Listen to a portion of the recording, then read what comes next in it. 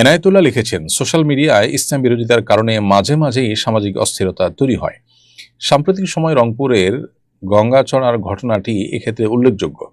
এ জাতীয় পরিস্থিতি থেকে পরিত্রাণ পেতে রাষ্ট্র বা আমাদের করণীয় কি হতে পারে? ভাই এনায়েতুল্লাহ, খুবই গুরুত্বপূর্ণ একটি কথা আপনি এনেছেন। সোশ্যাল মিডিয়াতে যে ইসলাম বিরোধিতা প্রায় দেখা যায়, এবং বিরোধিতার চাইতে বেশি হলো যে ইসলাম বিদ্বেষ, এটা ছড়াছড়ি দেখা যায়। এটির কারণে খুব স্বাভাবিকভাবে একটা ধর্মপ্রাণ সমাজে অস্থিরতা তৈরি হয়। এ বিষয়ে আমাদের আইনের কঠোর প্রয়োগ যেমন দরকার, এবং বিশেষ করে ব্লাসফেমি আইন করা এবং সেটার বাস্তবায়ন করা, এটা যেমন দরকার। এটা হলে এ ধরনের অস্থিরতা থেমে যাবে, এ ধরনের অপরাধ প্রবণতা কমে যাবে। আবার একইভাবে আমাদের সমাজে যারা অন্য ধর্মাবলম্বী আছেন, কিংবা যারা মুসলিম ঘরে জন্মগ্রহণ করেও তারা মুসলিম পরিচয় দিতে স্বাচ্ছন্দ্য বোধ করেন না বা মুসলিম পরিচয় দেন না, তাদের উচিত যে তাদের ইসলামের প্রতি তাদের ভিন্নমত থাকতে পারে।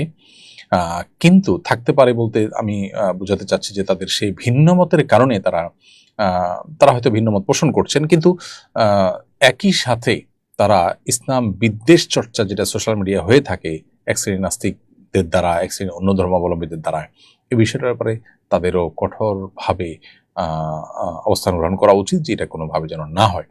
কারণ এটি যদি চলতে থাকে আর সমাজ যদি অস্থির হতে থাকে, তাহলে সেক্ষেত্রে তাদের আমাদের কারোর জন্য এটা কল্যাণকর হতে পারে না। এই জন্য সোশ্যাল মিডিয়াতে কোনো ক্ষেত্রেই আসলে বাড়াবাড়ি এটা কাম্য নয়।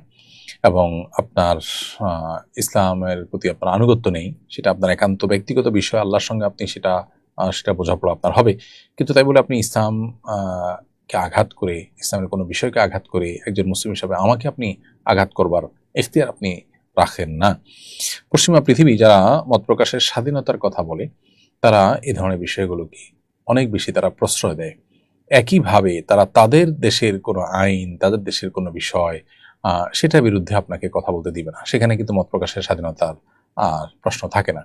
বরং শুধুমাত্র নবী করিম সাল্লাল্লাহু আলাইহি ওয়াসাল্লামকে অবমাননা করার ব্যাপারে, মুসলমানদেরকে আঘাত করার ব্যাপারে আপনার মত প্রকাশের স্বাধীনতার কথা তারা বলে। অতএব